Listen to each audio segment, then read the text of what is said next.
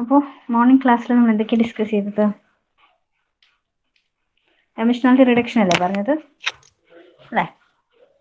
അപ്പോൾ dimensionality reduction പറയുന്ന സമയത്ത് പറഞ്ഞു ഡയമെൻഷനാലിറ്റി റിഡക്ഷൻ ചെയ്യുന്നതിന് മെയിൻലി 2 ടെക്നിക്സ്, വേവ്ലെറ്റ് ട്രാൻസ്ഫോംസും പ്രിൻസിപ്പൽ കോമ്പണന്റ് അനാലിസിസും ആണ്.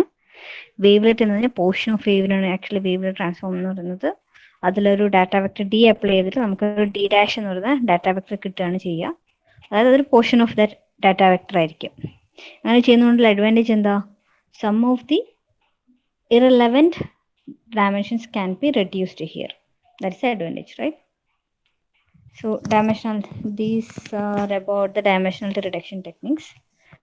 Now we will discuss about wavelet transform and principal component analysis. Wavelet transform നമ്മൾ ഓൾറെഡി പറഞ്ഞു. Now we will discuss about principal ഇതിൽ ഡാറ്റ കംപ്രഷൻ ആണ് അടുത്തൊരു ടെക്നിക്ക് എന്ന് പറഞ്ഞു. അതും പറഞ്ഞതല്ലേ? അതിൽ ഡാറ്റ കംപ്രഷനിൽ ലോസി കംപ്രഷനും ലോസിലെസ് കംപ്രഷനും. ലോസി എന്ന് വെച്ച് കഴിഞ്ഞാൽ വേർഡ് മീനിങ്. ലോസി എന്ന് വെച്ചാൽ എന്താ? Approximation of original data, there may be chances of data loss, and in lossless compression without any loss. അതാണ് ലോസ്ലെസ് എന്ന് പറയുന്നത്. പിന്നെ വേവ്ലെറ്റ് ട്രാൻസ്ഫോം പറഞ്ഞു. പിന്നുള്ളതാണ് പ്രിൻസിപ്പൽ കോമ്പണന്റ് അനാലിസിസ്. ഇത് രണ്ടും എസ്സേന്റെ പാർട്ടായിട്ടേ ചോദിക്കുള്ളൂ, സിംഗിൾ ആയിട്ട് ചോദിക്കാറില്ല. നിങ്ങൾക്ക് ഡയമെൻഷനാലിറ്റി റിഡക്ഷൻ എന്ന് പറയുന്ന സമയത്ത് എഴുതാൻ വേണ്ടിയിട്ട് ഇത് രണ്ടും പഠിച്ചു വെക്കണം. എന്താണ് ഡയമെൻഷനാലിറ്റി റിഡക്ഷൻ, എന്താണ് പ്രിൻസിപ്പൽ കോമ്പണന്റ് അനാലിസിസ് എന്ന് പറയുന്നത്. അപ്പോൾ പ്രിൻസിപ്പൽ കോമ്പണന്റ് അനാലിസിസ് എന്ന് വെച്ച് കഴിഞ്ഞാൽ ആക്ച്വലി PCA എന്നാണ് ഇതിന് പറയാം. PCA എന്ന് വെച്ച് കഴിഞ്ഞാൽ it is a method to reduce the number of variables in your data by extracting the important one from our large pool. അതായത് നമുക്ക് കുറേ ഡാറ്റ ഉണ്ടെങ്കിൽ, ഫോർ എക്സാമ്പിൾ നമ്മളിപ്പം ഒരു വലിയൊരു ഡാറ്റ സെറ്റ് ആണെങ്കിൽ, തന്നിരിക്കുന്ന ഡാറ്റ സെറ്റ് വലിയൊരു ഡാറ്റ സെറ്റ് ആണെങ്കിൽ നമ്മൾ എന്താ ചോദിച്ചാൽ അതിൽ നിന്ന് റെഡ്യൂസ്ഡ് നമ്പർ ഓഫ് വേരിയബിൾസ് മാത്രമേ എടുക്കുള്ളൂ. സോ നോർമലി PCA ഡെഫിനിഷൻ എങ്ങനെയാ പറയാം? PCA is a statistical method which will help you to reduce the number of variables in your data by extracting important one from large pool. നിങ്ങൾക്ക് already ഉള്ള large pool of ഡാറ്റയാണ് നിങ്ങൾ important ആയിട്ടുള്ള ഡാറ്റനെ മാത്രം extract ചെയ്യും. അങ്ങനെ ചെയ്യുമ്പോൾ advantage എന്താ? It can reduce the dimensions of your data with a name of, അതിൻ്റെ മെയിൻ നെയിം എന്താ? retaining the important informations. In other words, we can say this method combines this correlated variables together to form smaller number set of variables എന്ന് പറയും. അതായത് തന്നിരിക്കുന്ന ഡാറ്റേനെ for example പറയുകയാണെങ്കിൽ നിങ്ങൾക്കിപ്പോൾ ഒരു large set of database തന്നിട്ടുണ്ടെന്ന് വെച്ചോ. ഇതിൽ രണ്ട് റോസാണ് ഉള്ളത്, കുറേ രണ്ട് കോളമാണുള്ളത്, കുറേ അധികം ഡാറ്റ, 10,000 ഓഫ് ഡാറ്റ ഉണ്ടെന്ന് വെച്ചോ. 10 അങ്ങനെ ഒരു 1 lakh അത്രയും ഡാറ്റാസ് ഉണ്ടെന്ന് വെച്ചോ. ഇതിന് ഓരോന്നിൻ്റെയും മാപ്പ് ചെയ്യുന്ന വാല്യൂ ആണ് ഇവിടെ സ്റ്റോർ ചെയ്തിട്ട് വെച്ചോ. അപ്പോൾ പ്രിൻസിപ്പൽ കോമ്പണന്റ് അനാലിസിസ് എന്താണെന്ന് വെച്ച് കഴിഞ്ഞാൽ it will map to a smaller value, or we can say it is like overfitting, or we can say here we will extract important one from the larger pair. ഇപ്പം for example പറയുകയാണെങ്കിൽ X1 എന്ന് പറഞ്ഞിട്ടൊരു data, X2, ഇതാണ് രണ്ട് category എന്ന് പറയുന്നത്. X1 some data set is like 2, 9, 8 etcetera up to some range, കുറേ അധികം റേഞ്ച് ഉണ്ട്. X2 അതുപോലെ തന്നെ അതേ കുറേ അധികം റേഞ്ച് ഉണ്ട്. അപ്പോൾ ഇതിൽ നിന്ന് പ്രിൻസിപ്പൽ കോമ്പണന്റ് അനാലിസിസ് ചെയ്യുന്ന സമയത്ത് ഇതെങ്ങനെയാണ് വർക്ക് ചെയ്യാന്ന് വെച്ച് കഴിഞ്ഞാൽ first we have to normalize the data. എന്താ ഈ നോർമലൈസ് ചെയ്യാന്ന് വെച്ച് കഴിഞ്ഞാൽ we have to avoid the unnecessary changes, or we have to reduce the irrelevancy. തന്നിരിക്കുന്ന ഡാറ്റയിലെ ഇറലവൻസി, നമുക്കിപ്പം ചില സമയത്ത് ഡാറ്റ റേഞ്ച് എന്ന് വെച്ച് കഴിഞ്ഞാൽ ചിലത് കഴിഞ്ഞ ദിവസം നമ്മൾ ക്ലസ്റ്ററിങ് നമ്മൾ പറഞ്ഞിട്ടില്ലേ, ഇപ്പോൾ നമ്മൾ ചില പോയിന്റ്സ് ക്ലസ്റ്റർ ചെയ്യുന്ന സമയത്ത് ചില പോയിന്റ്സ് അടുപ്പിച്ചുണ്ടാവും, ചില പോയിന്റ്സ് വളരെ ദൂരെയായിരിക്കും ഉണ്ടാവുക. അപ്പോൾ നമ്മൾ ക്ലസ്റ്റർ ചെയ്യുമ്പോൾ എപ്പോഴും ഈ ഒരു ഗ്രൂപ്പിനെയാണ് ക്ലസ്റ്റർ ചെയ്യുക അല്ലേ? അപ്പോൾ ഇതിൽ നല്ല ഡിഫറൻസ് വരാതിരിക്കാൻ വേണ്ടി we will do the normalisation. എങ്ങനെ നോർമലൈസ് ചെയ്യാന്ന് വെച്ച് കഴിഞ്ഞാൽ it will start the normalising process by subtracting mean from each data point. എന്നിട്ട് ആ മീനിന്ന് സബ്ട്രാക്ട് ചെയ്ത വാല്യൂവിനെ അതിൻ്റെ കൊവേരിയൻസ് കണ്ടുപിടിച്ച് അതിനെ വേറൊരു ചെറിയ വാല്യൂയിലേക്ക് മാപ്പ് ചെയ്യുക. നിങ്ങൾ ഇത്ര ഓർമ്മിച്ചാൽ മതി.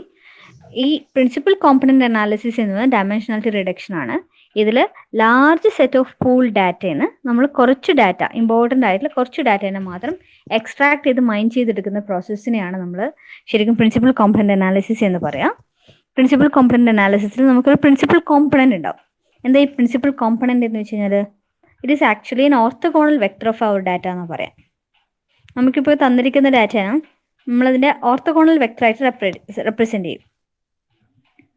അപ്പോൾ ഈ ഓർത്തോഗോണൽ വെക്ടേഴ്സ് എന്ന് പറഞ്ഞാൽ നമ്മൾ ആ ഡാറ്റേനെ കംപ്ലീറ്റ് ആയിട്ട് റെപ്രസെൻറ്റ് ചെയ്യാൻ വേണ്ടിയിട്ട് മതിയാവും. Suppose that data to be reduced consists of a tuples of data vectors that contain an attribute or dimension.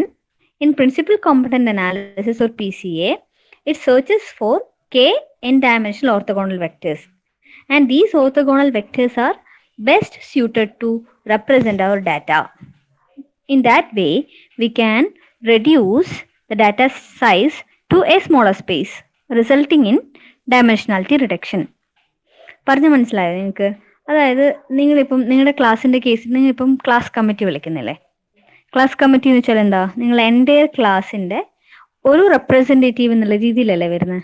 അതേപോലെ തന്നെ നമുക്ക് തന്നിരിക്കുന്ന എൻ്റെ ഡാറ്റാ സെറ്റിൻ്റെ ഒരു ഇപ്പോൾ ഒരു ന്യൂമറിക്കൽ വാല്യൂ ആണെങ്കിൽ അതിൻ്റെ ഓർത്തോഗോണൽ വെക്ടർ എന്ന് പറയും. ആ ഓർത്തോഗോണൽ വെക്ടർ കണ്ടുപിടിച്ച് കഴിഞ്ഞാൽ ആ ഓർത്തോഗോണൽ വെക്ടർ ആയിരിക്കും ആ ഡാറ്റയെ റെപ്രസെൻറ്റ് ചെയ്യാൻ വേണ്ടിയിട്ട് ബെസ്റ്റ് സ്യൂട്ട് ആയിട്ടുള്ള ഡാറ്റ എന്ന് പറയുന്നത്. അപ്പോൾ അത് വെച്ചിട്ട് നമ്മൾ ആ ഡാറ്റയെ റെപ്രസെൻറ്റ് ചെയ്യുവാണെങ്കിൽ it is reducing the dimensionality a lot. Dimensionality size will be reduced a lot. In that manner, we can reduce the size. മനസ്സിലായോ ഞാൻ പറഞ്ഞത്? ഞാൻ പറയുന്നത് മനസ്സിലാവുന്നുണ്ടോ?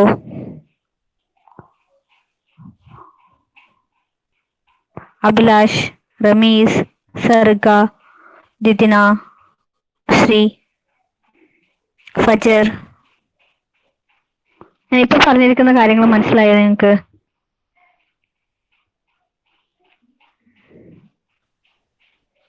മനസ്സിലായോ? കേൾക്കുന്നില്ലേ?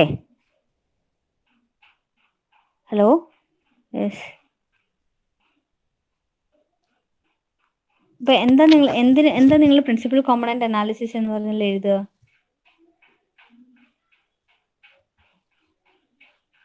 നിങ്ങൾ എക്സാം പോയിന്റ് ഓഫ് വ്യൂവിൽ എങ്ങനെയാ അത് പ്രസന്റ് ചെയ്യുക?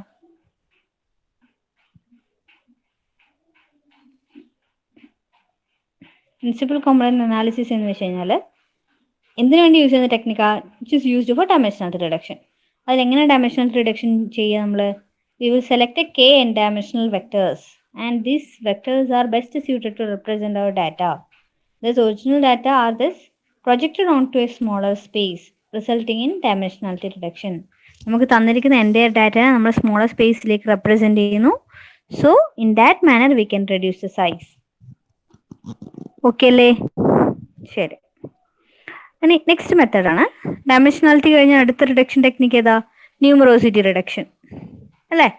നമ്മൾ ഓർഡർ ആലോചിച്ചത് ഡയമെൻഷനാലിറ്റി, ന്യൂമറോസിറ്റി റിഡക്ഷൻ, കംപ്രഷൻ ഇതൊക്കെയായിരുന്നു വരുന്നത്. അതിൽ ന്യൂമറോസിറ്റി എന്ന് വെച്ചാൽ എന്താ? We can reduce the data volume by choosing alternative smaller form of data representation. അങ്ങനെ റെപ്രസെൻറ്റ് ചെയ്യാൻ പറ്റുമോ നമുക്ക്? Can we reduce the data volume by choosing alternative smaller forms of data representation? നമുക്ക് തന്നിരിക്കുന്ന എൻ്റെ ഡാറ്റേനെ നമുക്കൊരു സ്മോളർ ഫോമിലേക്ക് കൺവേർട്ട് ചെയ്തിട്ട് അതിനെ റെപ്രസെൻറ്റ് ചെയ്യാൻ പറ്റുമെന്നാണ് ക്വസ്റ്റ്യൻ.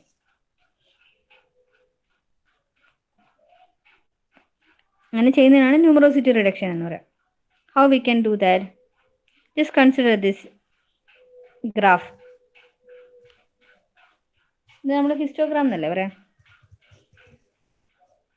ബാർ വെച്ചിട്ട് റെപ്രസെന്റ് ചെയ്യുന്നത്.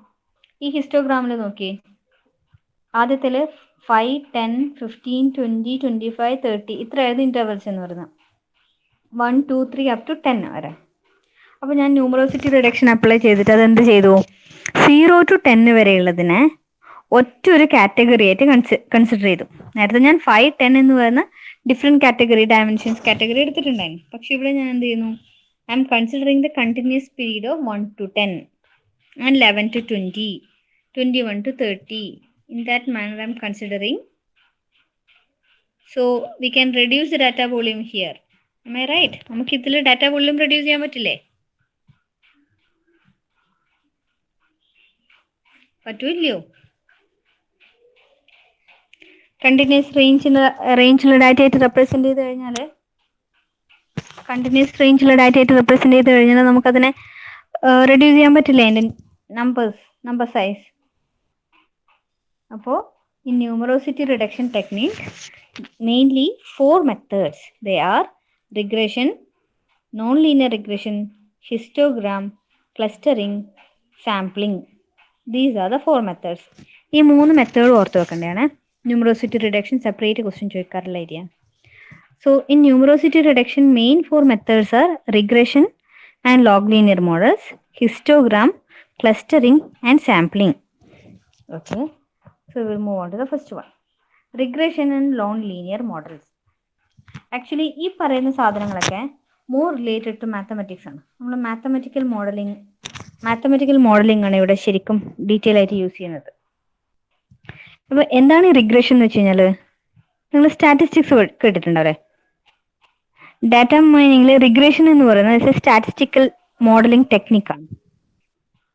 Statistical modeling technique ആണ്. അത് എന്തിനു വേണ്ടിയിട്ടാന്ന് വെച്ച് കഴിഞ്ഞാൽ, it involves or it help you to predict continuous quantity for a new observation by using the knowledge gain from our previous data. അതായത് നമുക്ക് ഓൾറെഡി ഒരു ഏതെങ്കിലും ഒരു സിനാരിയോനെ പറ്റിയിട്ടോ അല്ലെങ്കിൽ ഓൾറെഡി എക്സിസ്റ്റിംഗ് എക്സ്പെരിമെന്റിന്റെ സം വാല്യൂസ് ഉണ്ടാവും. നമ്മളതിന് പ്രീവിയസ് നോളജ് എന്ന് പറയുന്നു. ഒരു ഗെയിൻ ഇൻഫർമേഷൻ ഗെയിൻ അല്ലെങ്കിൽ knowledge gained from the previous data. എന്നിട്ട് നമ്മൾ എന്താ ചെയ്യുന്നത്, ഏതെങ്കിലും സ്റ്റാറ്റിസ്റ്റിക്കൽ മോഡലിംഗ് ടൂൾ വെച്ചിട്ട് we will predict the continuous quantity of new observation. Already exist ചെയ്യുന്ന ക്വാണ്ടിറ്റിനെ പ്രെഡിക്റ്റ് ചെയ്യുന്നത് അറിയുന്ന ഒരു വേരിയബിൾ വെച്ചിട്ട്. അപ്പോൾ നമ്മൾ ശരിക്കും ഇവിടെ സ്റ്റാറ്റിസ്റ്റിക്കലി പറയുകയാണെങ്കിൽ വി വിൽ യൂസ് 2 വേരിയബിൾസ്.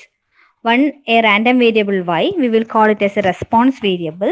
ഇവിടെ കാണുന്നില്ലേ, we will use one random variable y, we will call it as a response variable that can be modeled as a linear function of another random variable, we will call it as x, or we will call it as a predictor variable.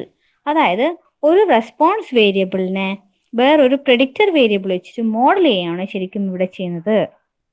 അത് A random variable y, that is our response variable, that can be modeled as a linear function of another random variable x, and that linear variable is known as predictor variable.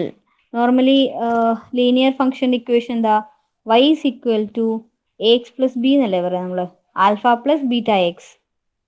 ഇതാണ് ആ linear ഫംഗ്ഷന്റെ equation എന്ന് പറയുന്നത്. y is equal to alpha plus beta X.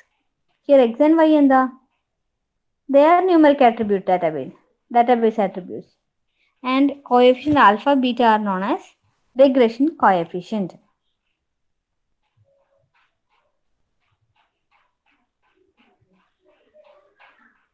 Okay, ആണ് റിഗ്രഷനിലും log linear മോഡൽസിലും പറയാനുള്ളത്. അപ്പോൾ ഈ log linear regression അല്ലെങ്കിൽ ലീനിയർ റിഗ്രഷൻ എന്ന് പറയുന്നത് ആക്ച്വലി സ്റ്റാറ്റിസ്റ്റിക്കൽ മോഡലിംഗ് ടെക്നിക്കാണ്. അതിൽ നമ്മൾ എന്താ ചെയ്യുക, ഓൾറെഡി ഉള്ള ഒരു വേരിയബിളിനെ വേറൊരു ലീനിയർ ഫംഗ്ഷൻ വേരിയബിൾ വെച്ച് നമ്മൾ അതിനെ മോഡൽ ചെയ്യുക. ഇതിങ്ങനെയായിരിക്കും ഇതിന്റെ കർവ് എന്ന് പ്രിഡിക്റ്റ് ചെയ്യും. അപ്പോൾ അതിന്റെ നോർമൽ ഇക്വേഷൻ സാധാരണ നമുക്കറിയാം, ലീനിയർ ഫംഗ്ഷന്റെ formula y is equal to alpha plus beta X. അതായിരിക്കും ജനറൽ സിൻടാക്സ് എന്ന് പറയുന്നത്. അപ്പോൾ എന്താ നമ്മളിപ്പോൾ പറയുവാണ്, ഒരു ഫംഗ്ഷൻ വേരി ചെയ്യുന്നത് ഇങ്ങനെയൊക്കെയാണെന്ന് വിചാരിച്ചോ. നമ്മളപ്പോൾ ഈ ഒരു വേരിയബിൾ വെച്ചിട്ട് ഇത് ഈ റെസ്പോൺസ് വേരിയബിൾ, നമ്മളെ റെസ്പോൺസ് വേരിയബിൾസിൽ ഉണ്ടാകുന്ന ചേഞ്ചസ് പ്രിഡിക്റ്റ് ചെയ്യുക, അല്ലെങ്കിൽ ഇങ്ങനെയാണ് ഇത് വരിക എന്നൊക്കെ പറയുന്ന രീതിയാണ് ശരിക്കും ലോഗ് ലീനിയർ റിഗ്രഷൻ എന്ന് വെച്ചാൽ. This is statistical method.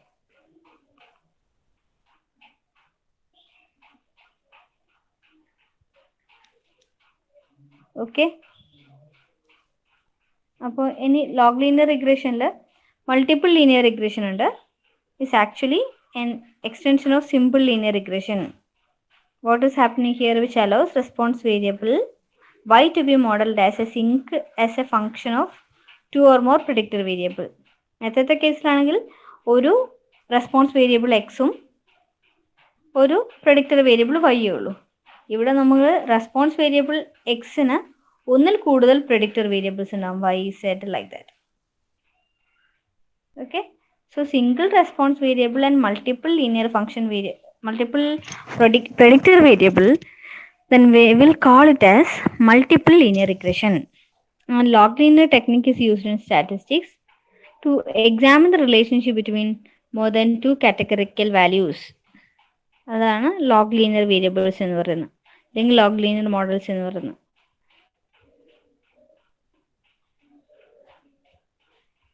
Which is used to examine the relationship between more than two categorical variables. Okay അല്ലേ?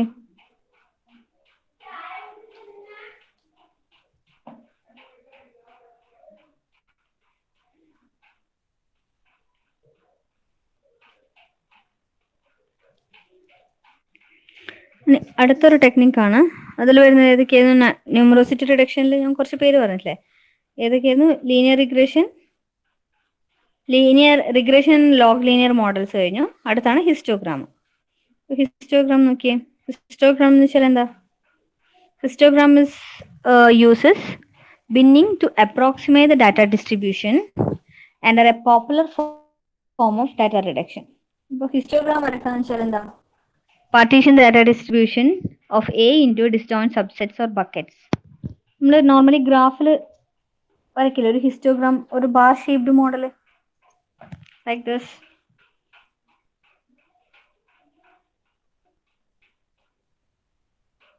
അപ്പോൾ ഇതെന്ന് വെച്ച് കഴിഞ്ഞാൽ ഒരു പെർട്ടിക്കുലർ കമോഡിറ്റി അല്ലെങ്കിൽ ഏതെങ്കിലും ഒരു പെർട്ടിക്കുലർ ഐറ്റത്തിന്റെ ഓരോ ഇയറിലെ പ്രൈസ് ആണെന്ന് വിചാരിച്ചോ, അല്ലെങ്കിൽ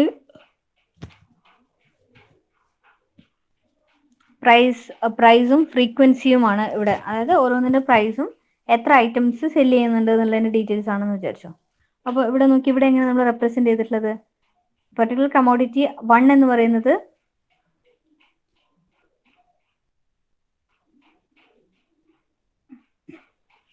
അതിന് കറസ്പോണ്ടിങ് കൗണ്ട് എത്രയാണ് അത് എഴുതുക. നെക്സ്റ്റ് ഐറ്റത്തിന്റെ കൗണ്ട് എത്രയാണ് സെല് ചെയ്തില്ല? 5 ആണെങ്കിൽ 5. അടുത്ത ഐറ്റം നോക്കൂ, ഇപ്പം 3 ആണെങ്കിൽ പ്രൈസ്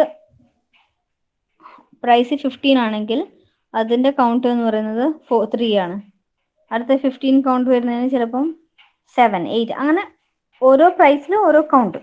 ഈ രീതിയിലാണ് നമ്മൾ എന്ത് ചെയ്യുക? ഹിസ്റ്റോഗ്രാം വരക്കുക. അപ്പോൾ ഹിസ്റ്റോഗ്രാമിൽ എന്തൊക്കെ ടൈപ്പ് ഹിസ്റ്റോഗ്രാം ഉണ്ടെന്ന് അറിയാമോ നിങ്ങൾക്ക്? ഇപ്പൊ ഒരു ഡാറ്റ തന്നു. For example, following are the data list of a price of commonly sold items at all electronics. അപ്പൊ ഈ തന്നിരിക്കുന്നതിന് നമ്മൾ എന്ത് ചെയ്യും? ഓരോന്നിന്റെയും പ്രൈസ് ആയത്. അപ്പൊ നമ്മൾ അതിനെ സോർട്ട് ചെയ്യും. Numbers has been sorted like this: 1, 5, 5, 5, 8, 10, 12, 14, 15 എന്നിട്ട് സോർട്ട് ചെയ്യും.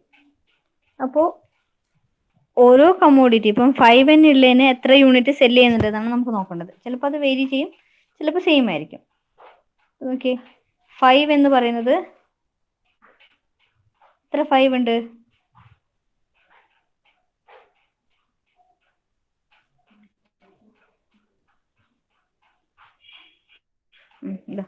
ഫൈവിന്റെ കൗണ്ട്, 5 എന്ന് പറയുന്ന പ്രൈസ് ഉള്ള എത്ര കൗണ്ട് ഉണ്ട്? 5 എണ്ണം കണ്ടോ. ഇനി ഇവിടെ എത്ര 8 ഉണ്ട്? 1, 2, റൈറ്റ്?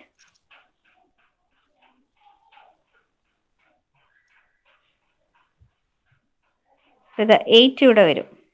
8ന്റെ കൗണ്ട് എത്രയാ? 2 അല്ലേ കാണിച്ചിട്ടുള്ളത്? 8 നോക്ക്, 8 will be somewhere here between 5 and 10 അല്ലേ. അപ്പോൾ ഇത് 8ന്റെ കർവാ. 8 എത്രയുള്ളത്? 2 എണ്ണം. ഇതാ 8, 10. ഇനി 10 എത്ര എണ്ണം വേണം? 10 ഷുഡ് ബി 4. 4 10 എന്ന് പറഞ്ഞ വേരിയബിൾസ് വേണം നമ്മുടെ എക്സാമ്പിളിൽ. ഓക്കെ, 4 എണ്ണം ഉണ്ടോ?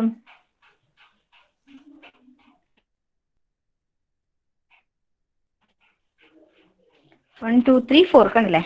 10 എത്ര 10 ഉണ്ട്? 4 10. 1 2 3 4. ഈ രീതിയിലാണ് ഹിസ്റ്റോഗ്രാം വരക്കുക.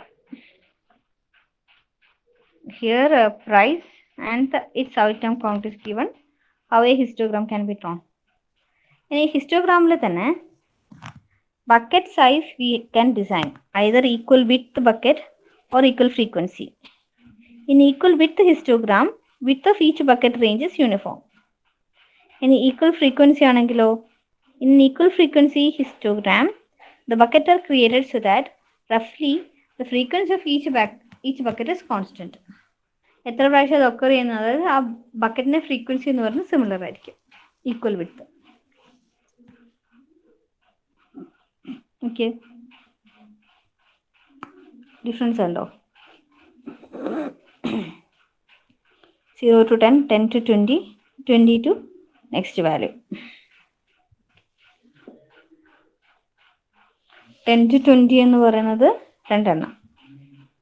അപ്പോൾ ഞാൻ ഈക്വൽ ഫ്രീക്വൻസിയിൽ ഡിവൈഡ് ചെയ്യുന്ന സമയത്ത് 10 to 14, 14 to 21, 21 to next value, അങ്ങനെയാണ് മാപ്പ് ചെയ്തിട്ടുള്ളത്. അപ്പോൾ ഇതാണ് ഈക്വൽ വിഡ്ത്ത് ആൻഡ് ഈക്വൽ ഫ്രീക്വൻസിന്റെ റെപ്രസെന്റേഷൻ എന്ന് പറയുന്നത്. Here the width of each bucket range is uniform. Equal frequency ആണെങ്കിലോ, bucket are created so that roughly the frequency of each bucket is constant.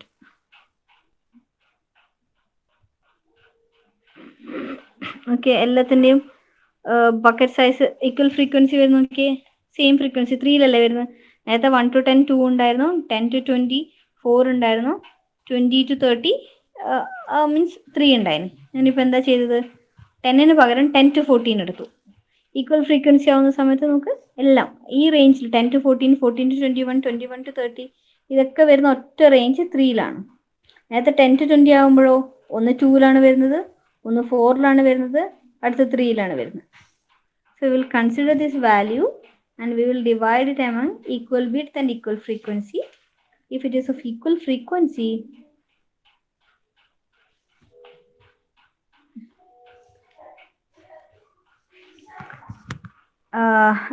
the bucket created so that each bucket is having equal frequency ആയിരിക്കും വരും. ഈ പറഞ്ഞത് വരെ okay ആണോ? Is that clear?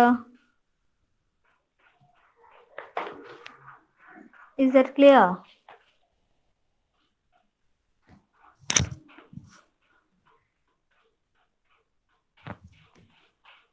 Equal width, equal frequency.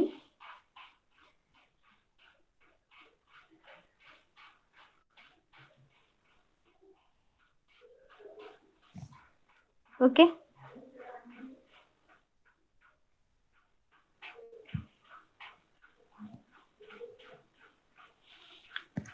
ഇനി ഇതിൽ വരുന്ന അടുത്ത മെത്തേഡാണ് ക്ലസ്റ്ററിംഗ്. അപ്പോൾ ക്ലസ്റ്ററിംഗ് എന്ന് വെച്ചാൽ എന്താ? Clustering technique consider data tuples as object. They partition the object into group of clusters so that objects within a cluster are similar and to one another and objects within different cluster are dissimilar. അപ്പോൾ എങ്ങനെയാണ് നമ്മളായിരുന്നു cluster ചെയ്യാന്ന് പറഞ്ഞത്? നമുക്ക് തന്നിരിക്കുന്ന ഡാറ്റയെ നമ്മൾ ഇതുപോലെ points വെച്ചിട്ട് വരക്കും. 2D plot of customer data with respect to customer location in a city. അപ്പൊ ഇതില് പ്ലസ് എന്ന് റെപ്രസെന്റ് ചെയ്യുന്നത്, ഇവിടെ ഒരു പ്ലസ് ഉണ്ടോ നിങ്ങൾ ഓരോ ക്ലസ്റ്ററിന്റെ അകത്ത്? ഇവിടെ ഒരു പ്ലസ് ഉണ്ട്, ഇവിടെ ഒരു പ്ലസ് ഉണ്ട്, ഇവിടെ ഒരു പ്ലസ് ഉണ്ട്. ഈ പ്ലസ് ഇൻഡിക്കേറ്റ് ചെയ്യുന്നത് അതിന്റെ സെന്റർ വാല്യൂ ആണ്.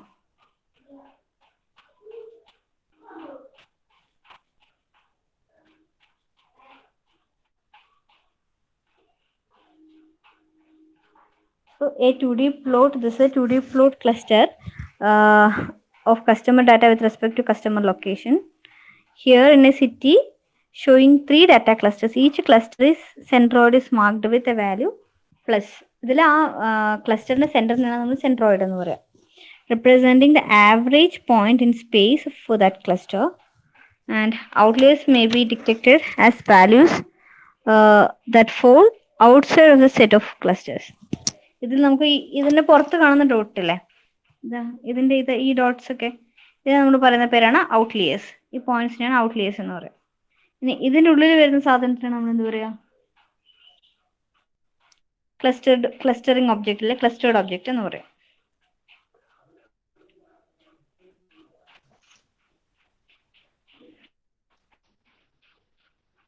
അപ്പോൾ clustering, the quality of a cluster may be represented by its diameter.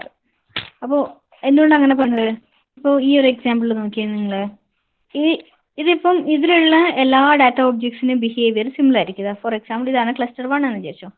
ഇതിലുള്ള ഒബ്ജക്ട്സ് ഒക്കെ സിമിലർ ബിഹേവിയർ ആയിരിക്കും. നമ്മളിപ്പോൾ ക്ലസ്റ്ററിങ്ങിന് ഡയമീറ്റർ കുറച്ചും കൂടെ കൂട്ടിയിട്ട് ഇങ്ങനെ ആക്കി കഴിഞ്ഞു കഴിഞ്ഞാൽ ഇതിൽ ഈ ക്ലസ്റ്ററിൽ ഇതിപ്പോൾ ലാർജ് ക്ലസ്റ്റർ ഇതിലുള്ളയും ഇതിലെ ഈ 3 ക്ലസ്റ്ററിലെയും ഐറ്റത്തിന്റെ ബിഹേവിയർ എന്ന് പറയുന്നത് ഡിസിമിലർ ആയിരിക്കും. റൈറ്റ്? ഇതാണ് പറയുന്നത് in the case of cluster, if the cluster diameter is less, then intra-cluster similarity will be higher.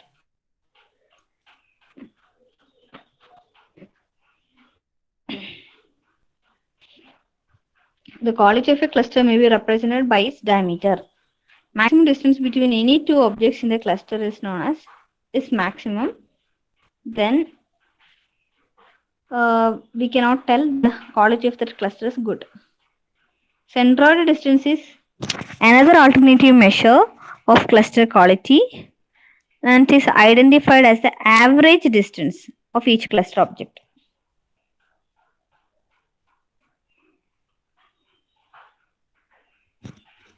Okay ആണോ? ഇപ്പോൾ ക്ലസ്റ്ററിങ്ങിൽ ഡാറ്റ റിഡക്ഷൻ നടക്കുന്നുണ്ട്.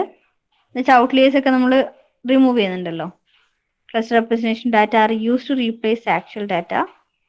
We can replace the cluster data with actual data. That will not affect the value much. And the effectiveness of this technique depends on the nature of the data. എങ്ങനെയാണോ data അതനുസരിച്ചിരിക്കും അതിൻ്റെ റീക്ലസ്റ്ററിങ് വരുന്നത്. അതിനനുസരിച്ചിരിക്കും ക്ലസ്റ്ററിങ്ങിൻ്റെ performance അല്ലെങ്കിൽ effectiveness എന്ന് പറയുന്നത്. Okay അല്ലേ?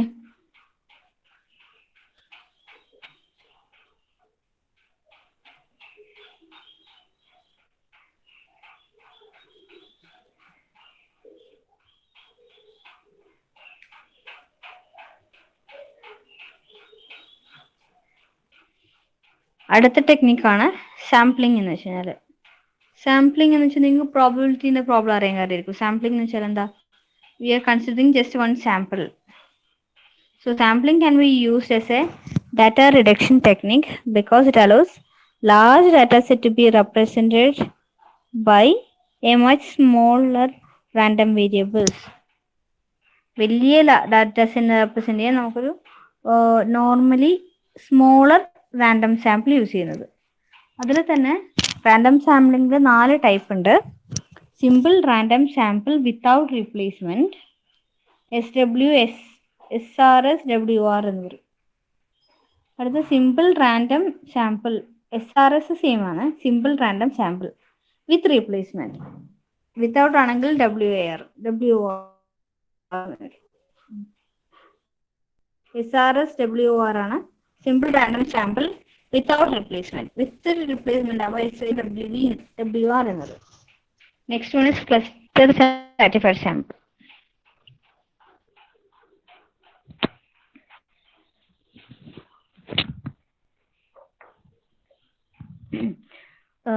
Simple random sampling without replacing എന്ന് വെച്ച് കഴിഞ്ഞാൽ നമ്മൾ ആ തന്നിരിക്കുന്ന സാമ്പിളിൽ നിന്ന് എല്ലാ ഐറ്റത്തിനും നമ്മൾ സെലക്ട് ചെയ്യാൻ ചാൻസുള്ള എല്ലാ ഐറ്റത്തിനും ഈക്വൽ പ്രോബബിലിറ്റി ആണ്. അതാണ് നമ്മളതിനെ simple random sample without replacement എന്ന് പറയുന്നത്. ഇനി വിത്ത് റീപ്ലേസ്മെന്റ് ആണെങ്കിലോ similar to simple random sampling without replacement except that each time a tuple is drawn that will be replaced, which is recorded and replaced. അതായത് നമ്മൾ cards കളിക്കുന്ന സമയത്ത് എങ്ങനെ select ചെയ്യുക? ഏതെങ്കിലും ഒരു പെർട്ടിക്കുലർ കാർഡ് സെലക്ട് ചെയ്തിട്ട് അതിനെ റിമൂവ് ചെയ്തതിന് ശേഷമാണ് അടുത്ത സെറ്റ് കൺസിഡർ ചെയ്യുന്നുണ്ടെങ്കിൽ അത് simple random sample without replacement ആണ്. ഇനി വിത്ത് റീപ്ലേസ്മെന്റ് ആണെങ്കിലോ will select each tuple drawn from a D, recorded and then replaced. അതിനെ റീപ്ലേസ് ചെയ്യും. നമ്മളിപ്പോൾ ഒരു കാർഡ് എടുത്തു, കാർഡ് കണ്ടതിന് ശേഷം അതിന് കറസ്പോണ്ടിംഗ്ലി വേറൊരു കാർഡ് ആ കാർഡ് പൂളിലേക്ക് വെക്കുവാണെങ്കിൽ അത് വിത്ത് റീപ്ലേസ്മെന്റ് എന്ന് പറയും. എടുത്തു മാറ്റുക മാത്രമാണ് ചെയ്യുന്നുണ്ടെങ്കിൽ that is known as without replacement.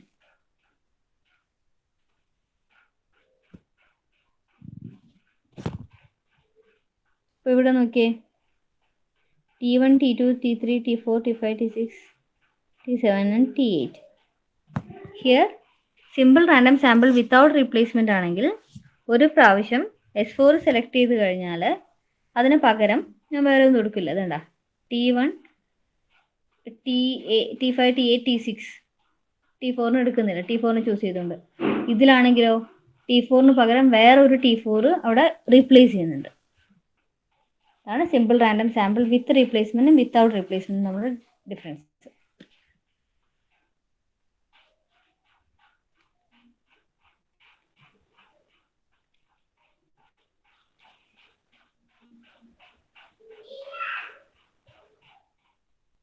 Cluster sample എന്ന് വെച്ച് കഴിഞ്ഞാൽ വി വിൽ കൺസിഡർ ഇതിന് ഡിസ്റ്റോയിന്റ് ക്ലസ്റ്റർ സെറ്റ്.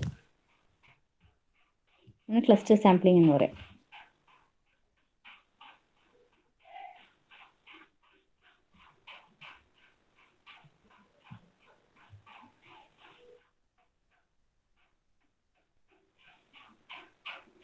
ഇവിടെ നോക്കിയേ, സ്ട്രാറ്റിഫൈഡ് സാമ്പിൾ എന്ന്, if D is divide in mutually disjoint parts called strata.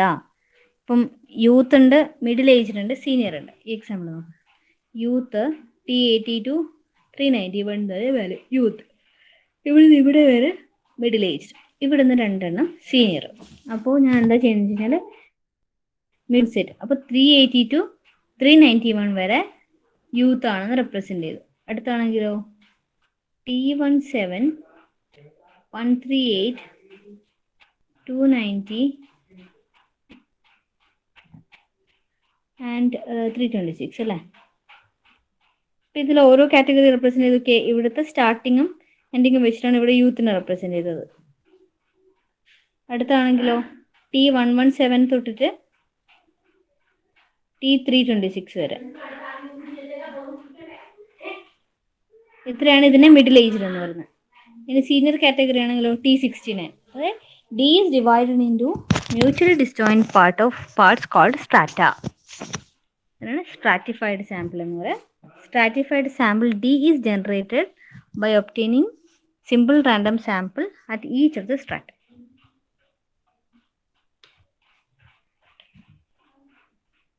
Okay, അപ്പോൾ ഇതുവരെ മനസ്സിലായിട്ടുണ്ടെന്ന് വിചാരിക്കുന്നു. അത്രയാണ് ഡയമെൻഷനാലിറ്റി റിഡക്ഷൻ, ന്യൂമറോസിറ്റി റിഡക്ഷനിൽ പറയാനുള്ളത്. Maybe I'll stop here. These are ഇനിയുള്ളത് ഡിസ്ക്രീറ്റൈസേഷൻ, കൺസെപ്റ്റ് ഹൈറാർക്കി ആണ്. അത് നമുക്ക് അടുത്ത ക്ലാസ്സിൽ ഡിസ്കസ് ചെയ്യാം. അപ്പോൾ ഇന്ന് പറഞ്ഞത് എല്ലാവർക്കും മനസ്സിലായിട്ടില്ലേ?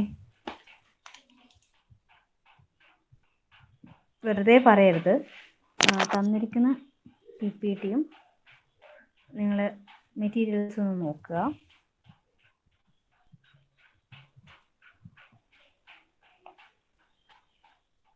എന്തെങ്കിലും ഡൗട്ട് ഉണ്ടെങ്കിൽ അടുത്ത ക്ലാസ്സിൽ ചോദിക്കാം.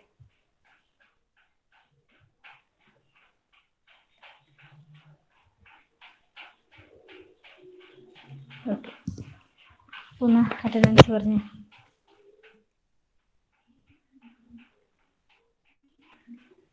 അഭിലാഷ്, അഭിനവ്, അൻസർ,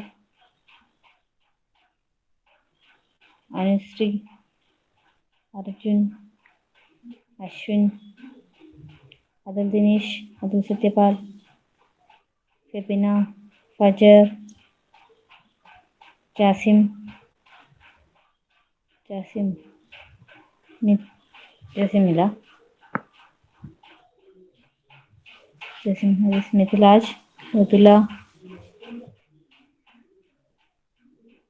ജാസിൽ, റമീസ്, ശരത്, സർഗരാജ്, ഷബ്ന,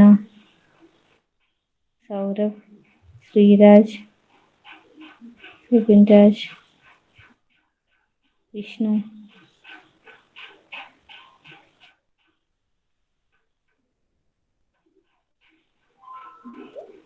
അമൃത, അശ്വതി, ജിതിന, ഹരിത, Santhosh. Okay, so you can take the break now. And absent is ബീറ്റാസും ഹാർട്ടിസും മാത്രമേ വരുന്നുള്ളൂ. ശരി, സി യു നെക്സ്റ്റ് ക്ലാസ്.